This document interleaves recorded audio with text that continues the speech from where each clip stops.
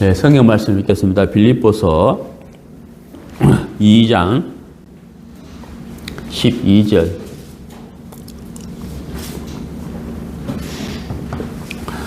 빌립보서 2장 12절.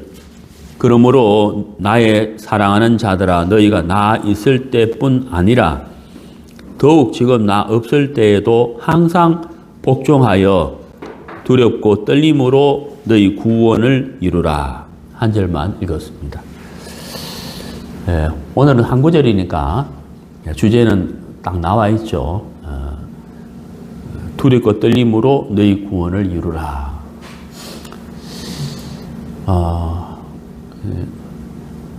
오늘따라 좀 마음이 많이 이렇게 무거웠어요. 아침에 말씀을 전하는 것이 이렇게 참 힘든가 라는 생각을 이렇게 했고, 또 집에 교회당에 오기 전에 이미 설교 원고를 다 이렇게 만들어 놨습니다. 만들어 놨지만 교회당에 와서 다시 한번 설교 원고를 다시 이렇게 보고 준비를 이렇게 했는데, 그 말씀을 올바로 성경에 있는 그대로 전한다는 것이 참 이렇게 쉬운 것 같은데 사실 좀 어려워요. 왜냐하면 이제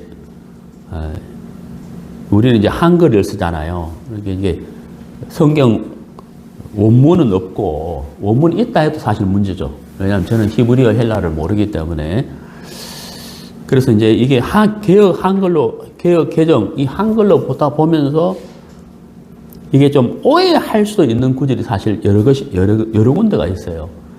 그래서 원문에서 뜻이 무엇인가 이걸 아는 것도 참 중요하고, 또 사람은 생각이라는 것이 있기 때문에 내 생각에는 이런 뜻인가 보다 하고 이제 말씀을 전하다 보면은 잘못 전할 수가 있거든요.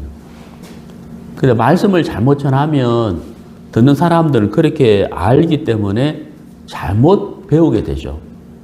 그러면 가르치는 자의 책임이 크고, 그래서 많이 선생이 되지 마라라는 말씀 듣는데, 참 좀 말씀을 전한다는 게 참 두렵다. 오늘 본문에 있는 것처럼 두렵고 떨리는 마음도 있는 거예요.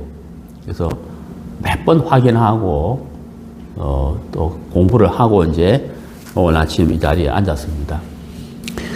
여기 이제 그 사도 바울이 빌립보 교회 형제 자매들에게 쭉 편지를 쓰다가 12절에서 나 있을 때뿐 아니라 더욱 지금 나 없을 때에도, 여기 없을 때에도 그래 지금 떨어져 있다는 얘기잖아요. 특히 이제 그 사도 바울은 이제 그 감옥에 갇혀 투옥된 상태인데, 나 없을 때에도 항상 복종하여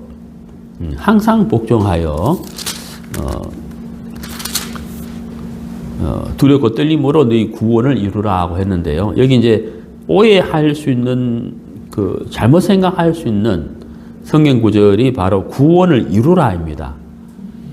그래 이제 우리가 이미 구원을 받았는데 무슨 구원을 이루라고 하냐, 이렇게 생각하는 사람도 있을 수 있어요. 여기서 말하는 구원을 이루라는 말은 우리가 말하는 보통 구원을 받았다는 그 구원이 아니에요. 우리 이미 구원을 받았는데, 여기서 구원을 이루라는 말은, 이루라라고 하는 헬라어가 뭐냐면요, 카테르 가제스테인데, 이게 무슨 뜻이냐면은 이미 있는 것을 밖으로 드러내라, 이런 뜻입니다. 이해가세요? 카테르 가제스테, 이미 있는 것을 밖으로 드러내라. 그러니까 예를 들어서 성탄절 선물을 받았어요. 그 선물을 내가 갖고 있단 말이에요. 갖고 있는 것을 이제 선물을, 내가 받은 선물이 이겁니다 하고 다른 사람들에게 보여준단 말이에요. 이게 드러내는 거잖아요. 그리고 우리가 하나님의 사랑을 받았어요. 또 하나님의 은혜를 받았어요. 구원을 받았어요. 하나님께 감사한 일들이 많아요. 이것을 드러낸다는 거죠. 마음에만 두고 있는 것이 아니고 드러낸다. 이런 뜻이에요. 그러니까 여기서 말하는 말씀은 너희 구원을 이루라. 이 말씀은 너희가 이미 구원을 받았는데 이 가지고 있는 복음과 구원을 삶 속에서 나타내라. 삶 속에서 실천해 가라. 이런 뜻이에요. 이해가시죠? 그러니까 구원 받았는데 무슨 구원을 이루라고 하나? 그런 뜻은 아닙니다. 제 말 알아들으셨죠? 그 다음에 이제 항상 복종하여 그랬는데 이 복종에 대해서는 이 빌립보서 2장 1절에서 11절에 이미 이렇게 설명을 했습니다. 어떻게 설명을 했느냐면 너희 안에 이 마음을 품으라. 꼭 그리스도 예수의 마음이니 5절에 나와 있죠. 그는 근본 하나님의 본체시나 하나님과 동등됨을 취할 것으로 여기지 아니하시고 오히려 자기를 비워 종의 형체를 가지사 사람들과 같이 되셨고 사람의 모양으로 나타나사 자기를 낮추시고 죽기까지 복종하셨으니 이렇게 되어 있거든요. 그러니까 예수님의 삶 자체가 하나님의 말씀에 복종하는 삶을 사셨다는 거죠. 자기의 뜻을 나타내는 것이 아니고 자기의 뜻을 주장하는 것이 아니라 하나님의 말씀에 복종하는 삶. 특히 예수님이 십자가의 고난을 받기 전에 굉장히 이제 어려워하셨단 말이에요. 힘드셨다는 거죠. 왜냐하면 예수님은 하나님의 본체시지만 육체를 입고 오셨기 때문에 우리와 똑같은 육체를 입고 오셨기 때문에 그 십자가의 고난이 굉장한 고통일 거라는 것을 아셨다는 거죠. 그러니까 부담이 될 수밖에 없잖아요. 그래서 밤새 기도하시면서 결과가 뭐냐면 내 뜻대로 마옵시고 아버지의 뜻대로 하옵소서라고 했다는 거죠. 그러니까 당신이 당할 고통이 어떠하든지 그것이 문제가 아니고 하나님의 뜻에 순종하는, 복종하는 거기에 초점을 맞추었다는 거죠. 그리고 예수님이 그 십자가의 고난과 부활을 통해서 구원이 해결되는, 죄가 해결되는 큰 문제를 안고 계셨기 때문에 예수님은 온전히 복종을 하셨다. 그래서 빌립보서 2장 1절에서 11절까지 예수님이 어떤 삶을 사셨는지를 설명을 해 놓으셨어요. 예수님이 복종한 삶을 사셨다. 그런 것처럼 우리가 구원을 받았으니 우리 하나님에게 복종하며 사는 것이 마땅한 것이다. 라는 것을 12절에 말씀하고 있습니다. 그 다음에 이제 이 두렵고 떨림으로 라는 단어는 우리가 이제 왜 이런 거 있잖아요. 형벌에 대해서 형벌을 받을까봐 두려워하고 무서워하는 것. 그거하고 이거는 달라요. 여기서 말씀하시는 두렵고 떨림이라는 말은 이제 경외하는 마음을 이야기하는 겁니다. 경외하는 마음인데 여기서 조금 우리가 생각해 볼 것이 있는데 그게 바로 뭐냐면 사도 바울이 두렵고 떨림으로라는 이 단어를 쓴 이유가 뭐냐면은 이제 우리가 하나님의 말씀에 복종하고 그 다음에 구원을 이루는 삶을 살아야 되는데 우리가 받은 구원을 삶 속에 나타내는 또 신앙을 성장해 가는 일을 해야 되는데 이것이 죄의 본성을 가지고 있는 사람으로서는 할 수 없다는 거예요. 이해가시죠? 그러니까 우리가 옛 사람이 있고 새 사람이 있는데 옛 사람의 본성으로서는 구원을 이루어가는 삶을 살 수가 없다는 거예요. 그걸 알기 때문에 하나님을 경외할 수밖에 없다는 거죠. 제 말 이해가시죠? 네. 왜? 내가 구원을 이루어가는 삶을 사는 것도 하나님의 은혜가 있어야 되는 것이죠. 구원을, 죄에서 건짐을 받는 것도 은혜를 입어야 되지만 삶 속에서 구원을 이루어가는 삶, 내가 받은 구원을 삶 속에서 나타내고 신앙에 성장하는 것도 하나님의 은혜가 있어야 된다는 거예요. 그러니까 죄성을 가지고 있는 이 죄악의 본성을 가지고 있는 나로서는 절대로 할 수 없는 것이기 때문에 하나님을 경외하고 하나님을 바라볼 수밖에 없고 하나님의 도움이 필요하다는 거예요.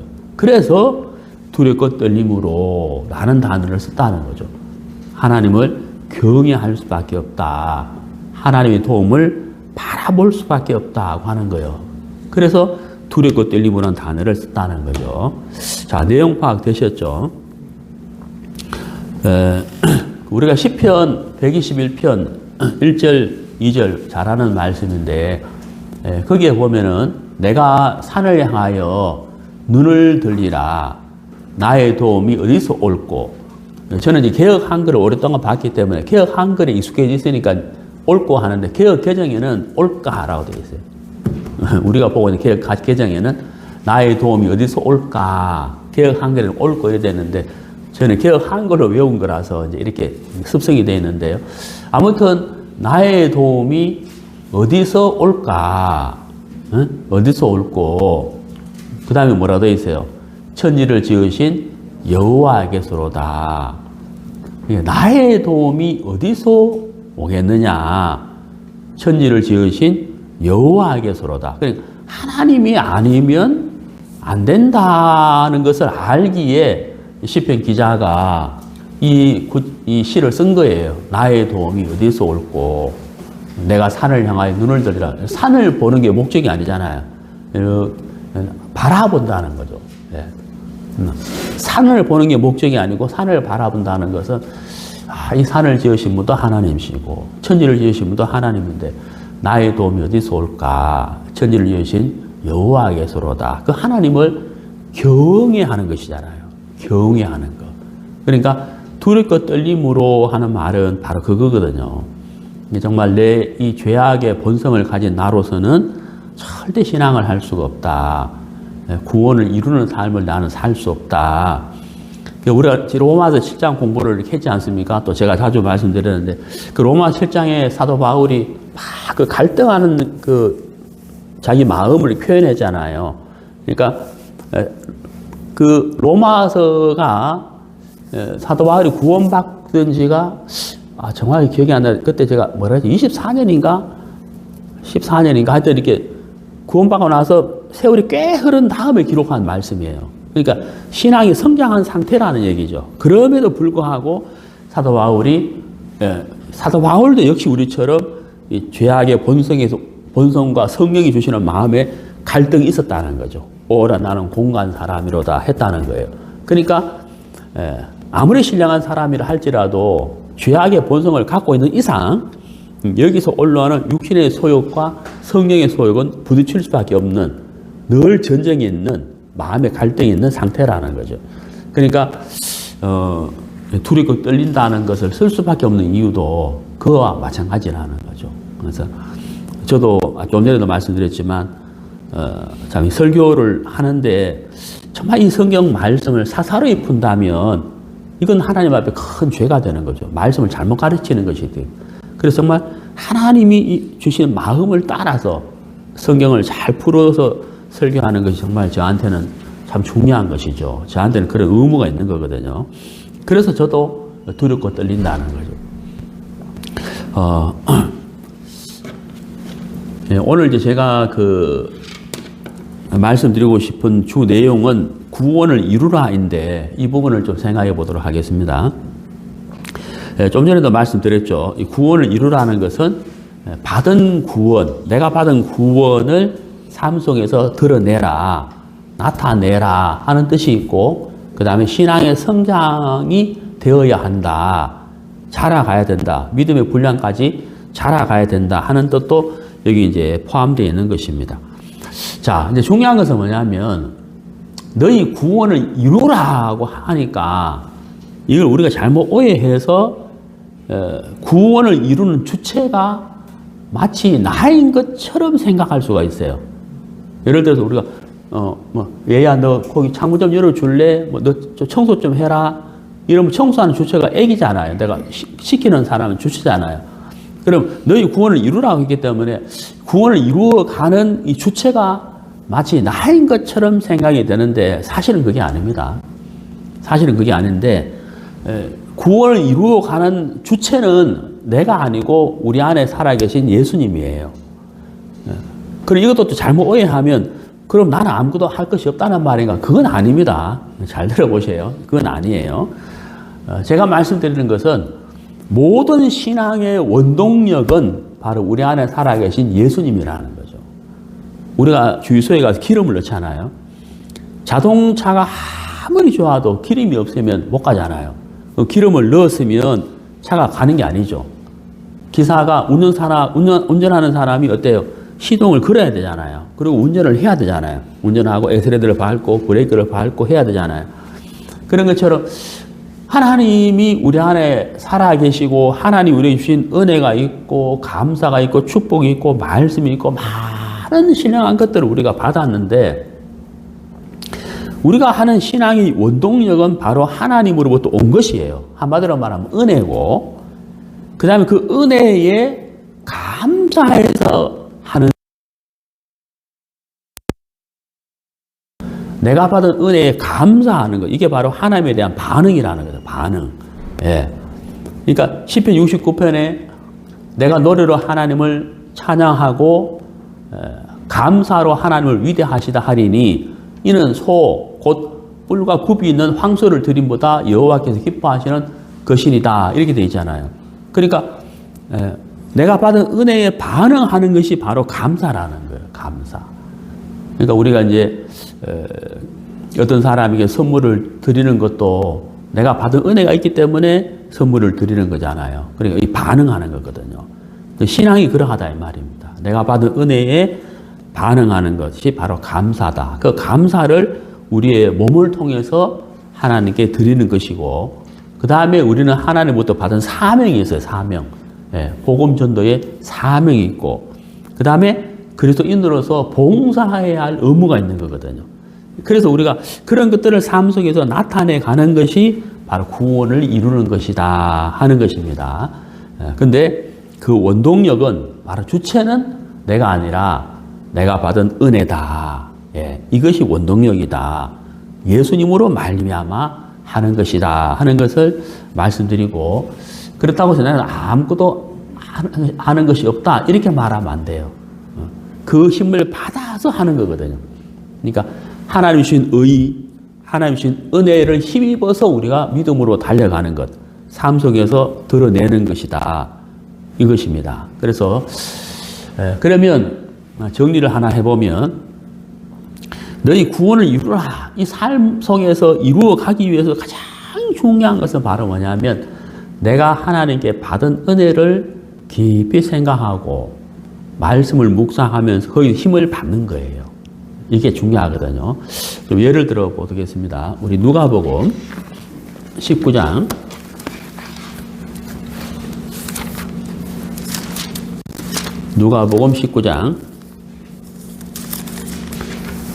11절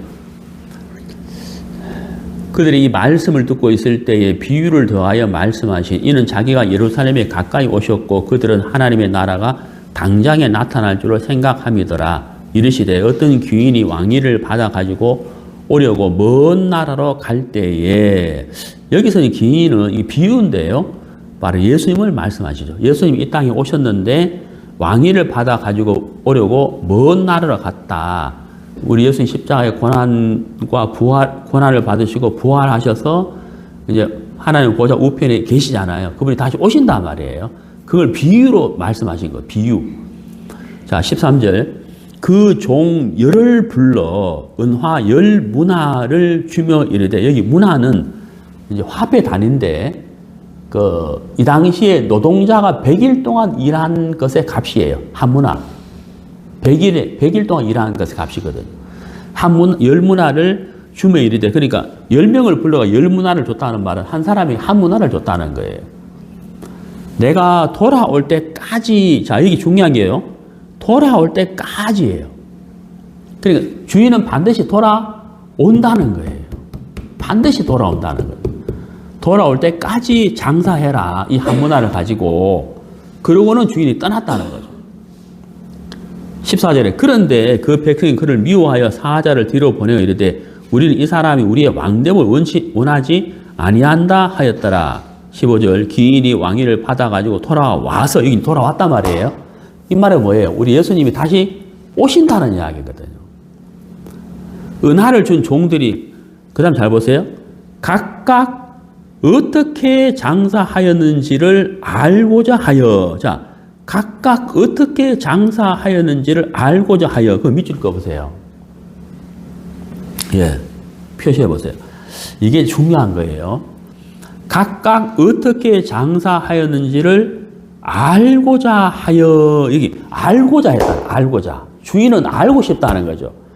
내가 떠날 때 한 분 하나씩 줬는데 이걸 가지고 어떻게 장사했는지를 알고 싶다. 이 말은 무슨 말이에요? 우리 예수님이 다시 오시면 우리가 휴거되잖아요.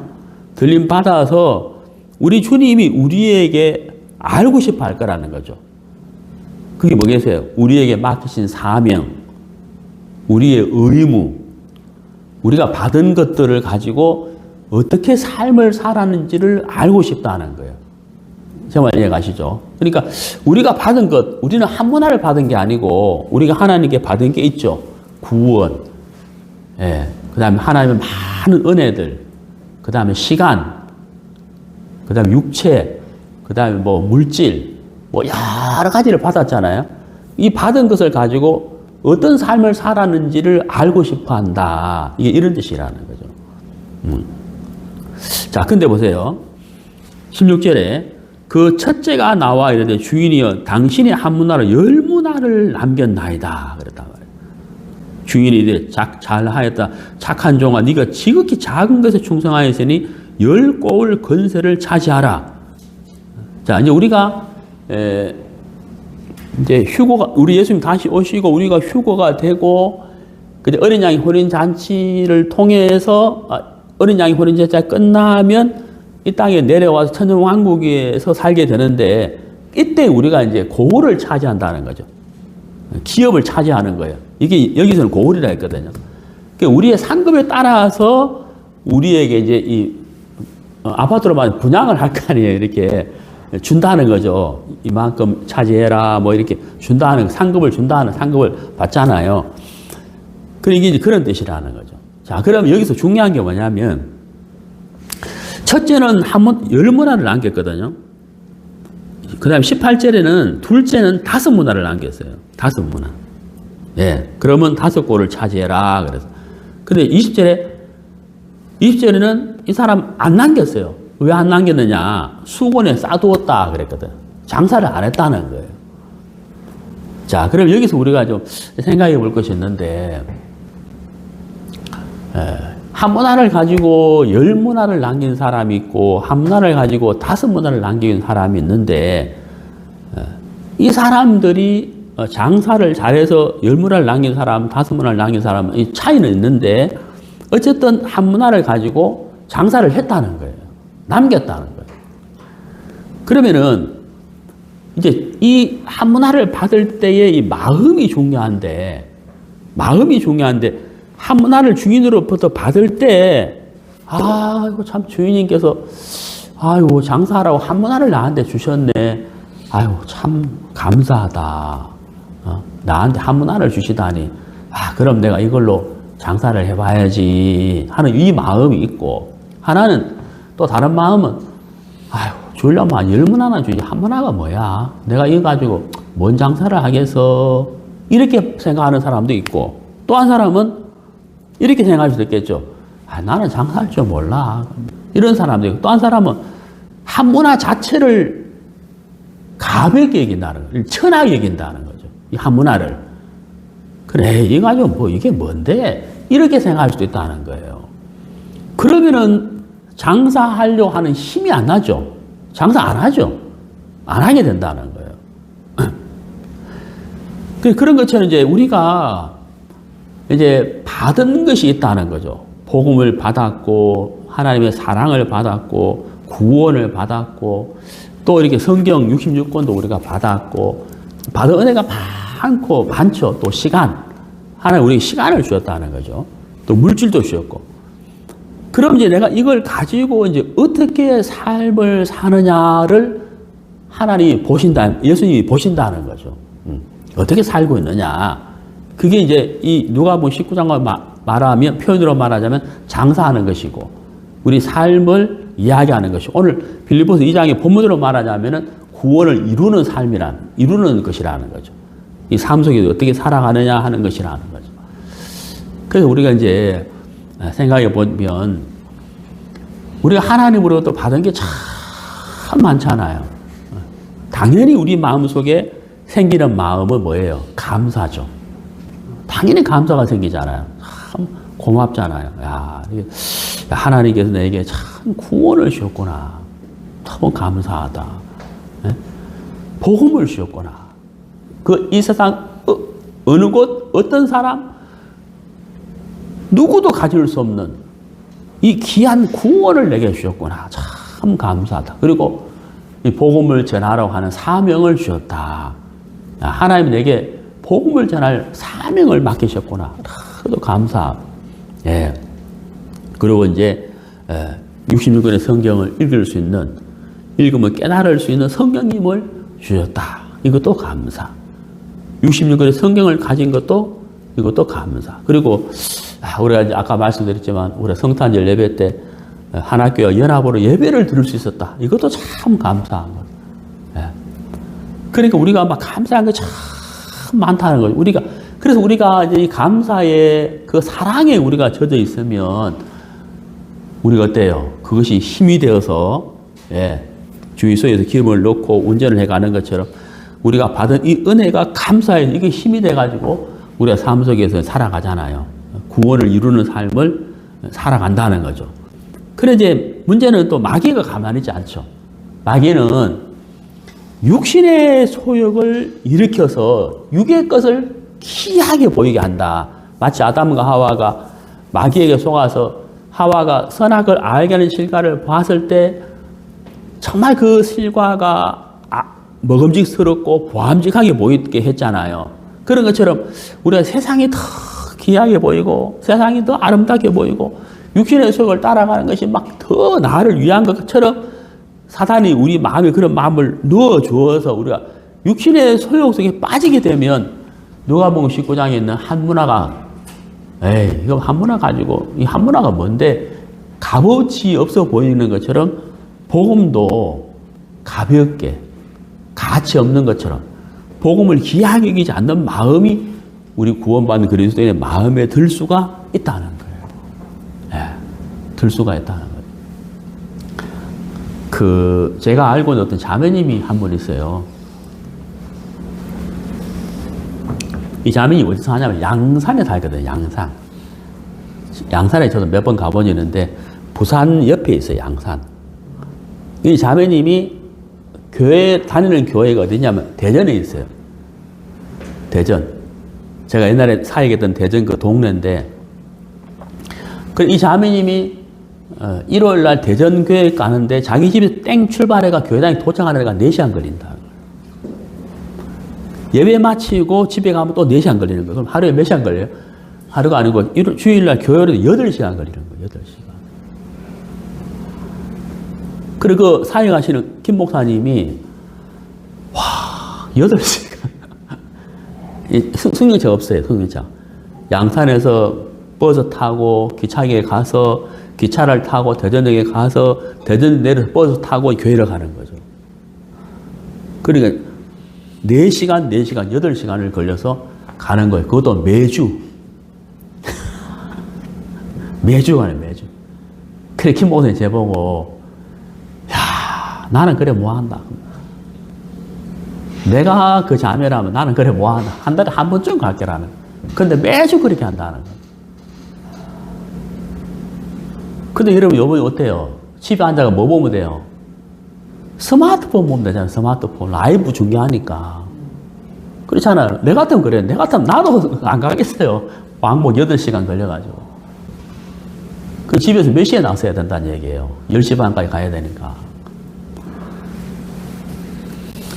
그때 또 그냥 가는 게 아니라 가냐. 그 교회 가면 또 뭐예요? 또 한 달에 한 번 식사 봉사가 돌아오는데, 그럼 또 식사 준비해가 가야 되는 거예요.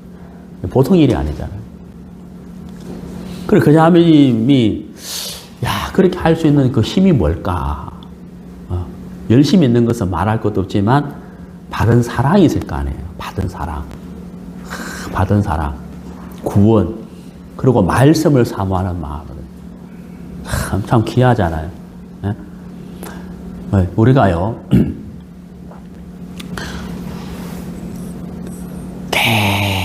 굉장히 귀한 것일수록 귀한 데 담고 싶은 마음이 생겨요. 복음보다 귀한 것이 없는데 이 복음을 하나님이 우리 마음에 주셨어요. 우리에게 주셨어요. 나에게 주셨어요. 그러면 나는 하나님 보시기에 귀한 사람인 거예요. 우리 모두는 다 귀한 사람. 왜? 복음을 가지고 있기 때문에 우리는 귀한 사람인 거예요. 그래서 참 하나님이 우리에게 주신 은혜는 말로 표현할 수 없기 때문에 우리가 그 받은 은혜에 감사해서 우리가 복음을 위해서 우리가 사는 거잖아요. 왜? 예배 드리고 물질을 드리고 시간을 드리고 이 몸을 드리는 거잖아요. 자, 또 하나 예를 들어보겠습니다. 요한계시록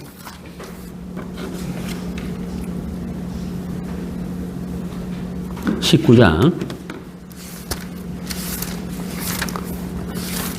요한계시록 19장 7절 이 구절 말씀도 이렇게 잘 해석을 잘해야 돼요. 잘못 해석할 수가 있는데 제가 한번 해석을 해보겠습니다. 요한계시록 19장 7절 8절 7절 우리가 즐거워하고 크게 기뻐하며 그에게 영광을 돌리세. 어린 양의 혼인 기약이 이르렀고 그의 아내가 자신을 준비하였으므로 자 여기 이제 이 7절은요 먼저 시간적인 개념부터 제가 말씀을 드리면 휴거가 되고 난 다음에 약 7년 뒤에 일어나는 일이에요. 이게 시간적인 개념을 보면 그 다음에 그의 아내가라고 되어 있잖아요. 어린 양의 혼인 기약은 구원받은 그리스도인과 예수님이 휴거가 되어서 그 나라에서 어린 양의 혼인 잔치를 한단 말이에요. 이게 그 말이고 그 다음에 그의 아내란 단어가 있어요. 그의 아내. 그의 아내는 뭐냐면 구원받은 그리스도인들 그리스도인이 아니라 그리스도인들 교회 성도들을 말합니다. 그의 아내는 그러니까 예수님은 신랑이고 구원받은 그리스도인들은 신부잖아요. 그의 아내 예수님의 아내 그러니까 구원받은 그리스도인들 교회를 말합니다. 그 다음에 자신을 준비하였으니 이 말은 구원받은 그리스도인들의 삶의 열매를 말하는 거예요. 이해가십니까?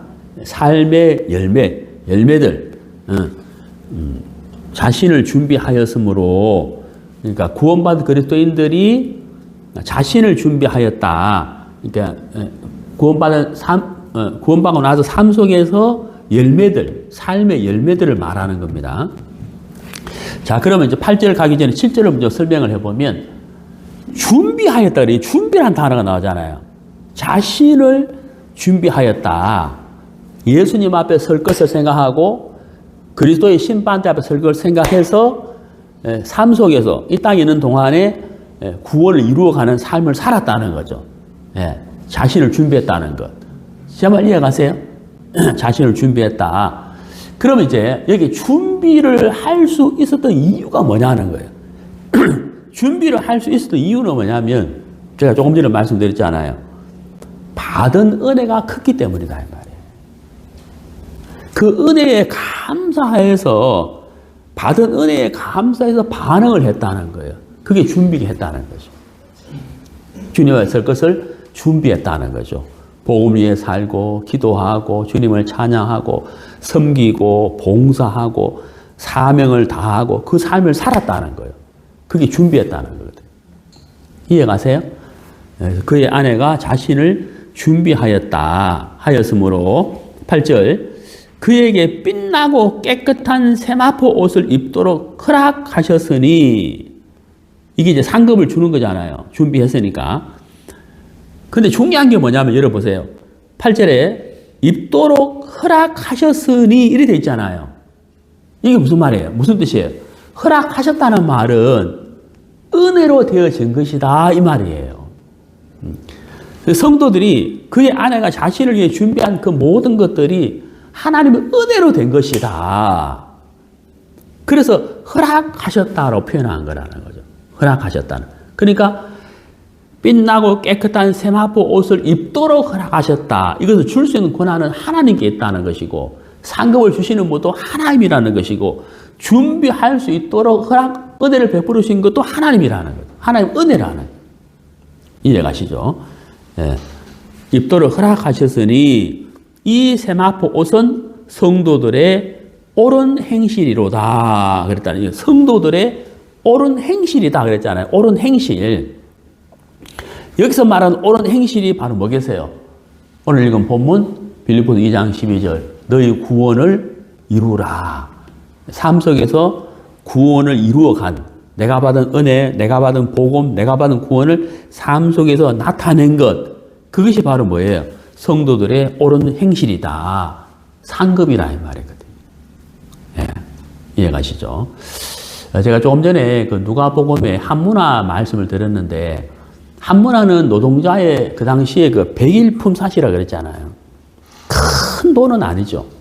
그런데 중요한 것은 뭐냐면 그 문화는 주인의 것이었다는 거예요. 그러니까 주인의 것이었기 때문에 주인의 뜻에 따라서 쓰여져야 이 문화가 가치가 있는 거라는 거예요.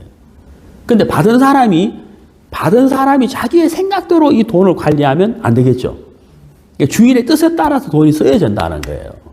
그러니까 첫 번째, 두 번째가 10문화와 5문화를 남긴 것은 주인의 마음을 그대로 받았다는 뜻이에요. 근데 수군의 사돈 그 문화를 받은 사람은 돈을 받을 때 자기 생각을 더 크게 여겼다는 거예요. 그러니까 못 남기는 거예요. 우리 신앙도 그러하다 이 말입니다. 우리 신앙도. 예. 그래서 우리가 복음과 사랑과 사명과 시간과 많은 것들을 받았는데 이게 하나님으로부터 온 것이기 때문에 하나님의 뜻에 따라 사는 것이 합당한 것이라는 거죠. 예. 그러면 우리가 구원을 이루는 삶을 우리가 살아가게 되겠죠. 살게 되겠죠.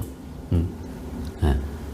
그것이 우리가 주님 앞에 섰을 때 빛나고 깨끗한 세마포 옷을 입도록 허락하신다는 거예요. 그것이 바로 우리의 옳은 행실이다. 곧 상급이다 하는 것을 말하고 있다는 거죠. 그래서 우리가 우리 자신을 돌아봐야 하는 부분은 바로 뭐냐면 한 문화를 받을 때 주인의 돈이기 때문에 주인의 뜻대로 살아야 되는 것처럼 우리가 받은 많은 것들은 하나님으로부터 온 것이기 때문에 하나님의 뜻대로 살아야 한다는 거예요. 그 나는 지금 어떤 삶을 살고 있는가를 우리 자신을 점검하고 돌아보는 것이 참 중요한 것이다. 그리고 반드시 그 나라에 가면 상급이 있다. 왜? 한문화에 대한 말씀하실 때 한문화를 주면서 어떻게 이걸 가지고 장사해야 하는지 알고 싶다 그랬잖아요. 주님이 우리에게도 그러하다는 거죠. 우리 주님이 주신 물질과 시간과 복음을 어떻게 쓰고 있는가를 우리 주님은 점검할 것이다. 볼 것이다 하는 것이죠. 자, 우리 고린도후서 5장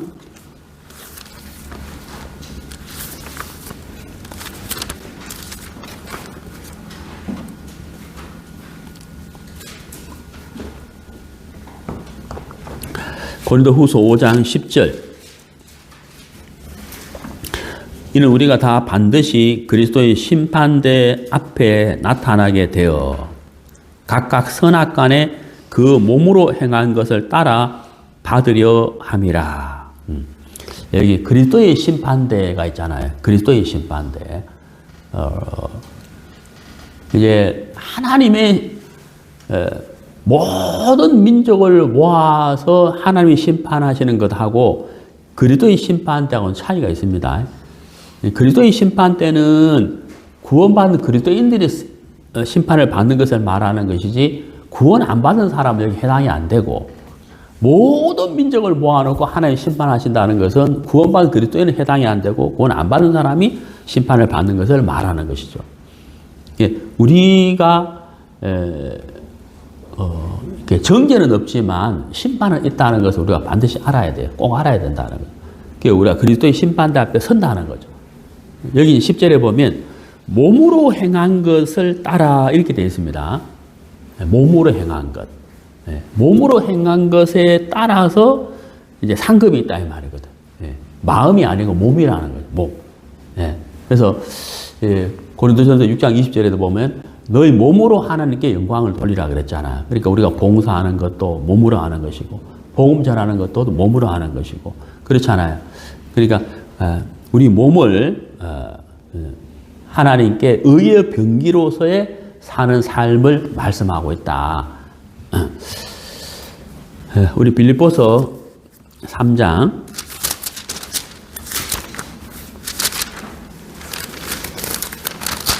빌립보서 3장 14절 표대를 향하여 그리스도 예수 안에서 하나님이 위에서 부르신 부름의 상을 위하여 달려가노라. 여기 상이란 말이에요. 상급. 상급을 향하여 달려간다. 바울이 달려간다. 이렇게 표현했잖아요. 그래서 우리도 주님 앞에 서게 될 텐데 참 부끄러운 구원이 아닌 정말 바울처럼 하나님께 주신 사명을 다 하는 그래서 달려가는 삶을 우리가 살았을 때 하나님께서 우리에게 상급을 주실 것이다 라고 성경은 말씀하고 있습니다. 네, 우리 고린도전서 3장 보시겠습니다. 고린도전서 3장 10절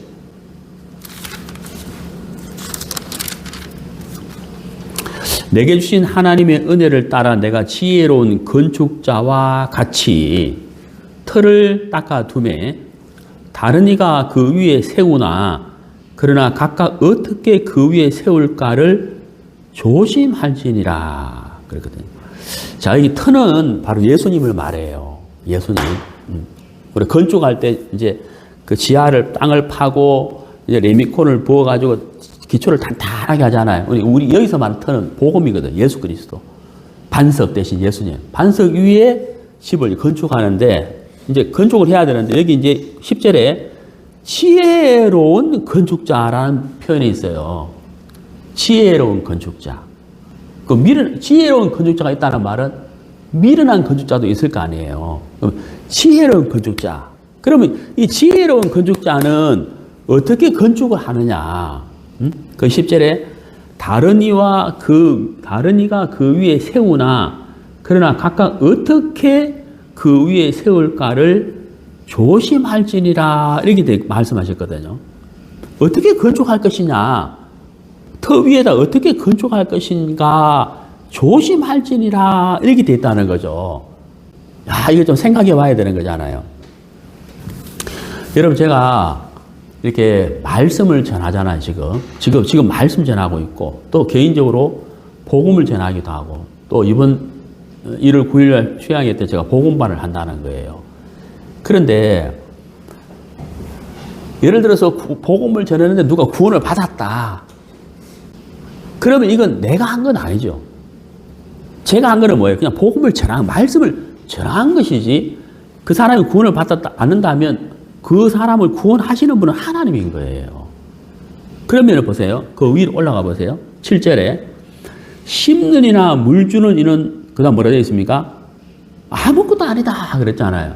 쓰임을 받는 것에 불과한 것이지 구원을 받는다든지 그 사람의 신앙이 자라는 것은 뭐예요? 그건 하나님이 하시는 거라는 거예요. 그러니까 물 주는 사람, 심는 자가 있고 자라나게 하시는 분이 있는데 자라나게 하시는 분은 하나님이다. 그러면 이제 자 틀을 닦았어요. 이 틀은 예수님이에요. 네. 그 터 위에 이제 우리가 건축을 해야 되잖아요. 건축을 해야 되는데 어떻게 건축할 것이 조심할지니라 그랬다는 거죠. 네. 그럼 뭐예요? 물 주는 이나 심는 이는 아무것도 아니되 자라나게 하시는 분은 하나님이다 그랬잖아요. 우리는 하나님이라는 거죠. 하나님. 그럼 우리가 어떻게 건축할 것인가? 하나님을 우리 마음에 초점을 맞추어서 해야 된다는 거예요. 하나님의 마음, 하나님이 기뻐하시는 것이 무엇인지를 우리가 초점을 맞춰야 된다는 거예요. 자, 쭉 내려가 봅시다. 12절. 만일 누구든지 금이나 은이나 보석이나 나무나 풀이나 집으로 이 터 위에 세우면 각 사람의 공적이 나타날 터인데 그날이 공적을 밝히리니 이는 불로 나타내고 그 불이 각 사람의 공적이 어떠한 것을 시험할 것임이라. 자, 불로 건축한 것을 테스트해 보겠다. 그럼 불이 한번 샥 지나가면 금과 은으로 보석으로 지은 집은 그대로 있지만 나무나 풀이나 집으로 지은 것은 불타 없어진다는 거예요. 그 건축한 것이 무너져 버린다 이 말이잖아요. 틀은 있겠지만 건축한 것은 무너지고 금이나 은이나 보석을 한 것은 건축물이 남아있을 거라는 거죠. 이것이 바로 뭐냐면 상급에 관한 것이라는 거죠. 우리가 구원은 받았지만 육신적으로 산다면 하나님으로 말미암은 것이 아닌 나로 말미암은 것으로 건축을 한다면 남은 것이 없다. 틀은 남지만 남은 것은 없다는 거죠. 그러면 이제 누가복음 19장으로 말한다면은 하문화를 받았는데 수건을 쏴두었다는 거예요. 너는 왜 장사를 하지 않았느냐? 왜 아무것도 남기지 않았느냐? 그럼 오히려 이 사람은 다른 사람이 주었으면 좋았을 텐데 이렇게 말한다는 거예요.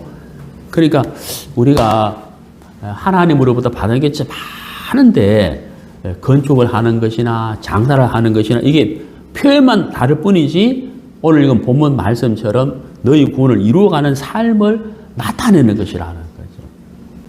그러면 우리가 하나님이 주시는 마음을 따라서 산다면 참 지혜로운 건축을 하는 것이고 그 다음에 장사를 하는 것이고 그 다음에 우리가 요한계시록의 말씀으로 한다면 우리가 준비한 것이 있기 때문에 우리가 세마포스를 입게 되고 허락을 받게 되고 그 우리 옳은 행실이고 상급이 있을 거라는 얘기죠. 자, 우리가 이제 어떤 삶을 우리가 살아야 할 것인가? 자, 요한복음 1장.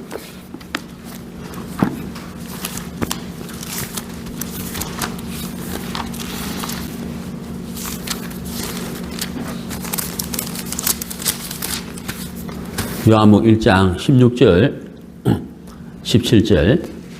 우리가 다 그의 충만한 데서 받으니 은혜 위에 은혜라라. 율법은 모세로 말미암아 주어진 것이요 은혜와 진리는 예수 그리스도로 말미암아 온 것이라.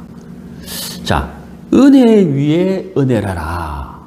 근데 이 은혜는 17절에 예수 그리스도로 말미암아 온 것이라 이렇게 되잖아요. 예수님으로부터 온 것이라 그랬거든. 오늘 본문에 두렵고 떨림으로 항상 복종하여 두렵고 떨림으로 너희 구원을 이루라 그랬거든요. 그 다음에 나오는 말씀이 뭐냐면 너희 안에서 행하시는 이는 하나님이시니 이렇게 했거든요. 너희 안에서 행하시는 이는 하나님이시니. 그러니까 우리가 삶 속에서 구원을 이루어가는 것도 너희 안에서 행하시는 하나님이시니 하나님으로 말미암아 우리가 이루어가는 삶을 살게 된다. 그것이 신앙의 정석이다 하는 것이죠. 그러니까 요한복음 1장에서 우리가 다 그의 충만한 데서 받으니 은혜 위에 은혜라라. 은혜는 예수 그리스도로부터 온다 그랬잖아요. 그래서 우리가 받은 은혜를 생각하고 하나님 우리 주신 사명을 생각하고 또 삶 속에서 이루어가는 삶 이것 또한 하나님의 은혜로 말미암아 되는 것이다. 내가 산을 향하여 눈을 들이라. 나의 도움이 어디서 올꼬 천지를 지신 여호와에게서로다. 그래서 정말 우리가 두렵고 떨림으로 하나님을 경외하는 마음으로 하나님이 또 이루어 주셔야 되겠습니다 하는 마음으로 늘 그분의 은혜를 사모하고 그분으로부터 오는 능력을 우리가 받아서 구원을 이루어가는 삶을 우리 모두가 살게 되기를 바랍니다. 25년 마지막 주일 예배인데 시간이 진짜 빨리 갔어요. 올 한 해가 부쩍 지나가 버렸는데 이제 우리가 수양에 이제 가는데 제가 어제 다리가 무릎이 안 펴져 가지고 진행 목사님한테 전화를 했어요. 그래서 참 내가 이 무릎이 안 펴져 가지고 굉장히 좀 가는 것이 참 부담스럽고 어떻게 해야 될지 잘 모르겠다고 좀 의논도 같이 하고 그랬는데 여러분들 같이 기도해 주시고 또 우리 모두 수양에 가서 또 은혜 있기를 바라고 혹시 또 주위에 잃어버린 자를 초청할 수 있으면 초청해서 복음만을 통해 구원받는 은혜를 같이 입었으면 좋겠습니다. 너희의 구원을 이루라. 우리 26년에도 우리가 하나님을 경외함으로 구원을 이루는 삶을 우리가 계속 살아가게 되기를 바랍니다. 기도하겠습니다.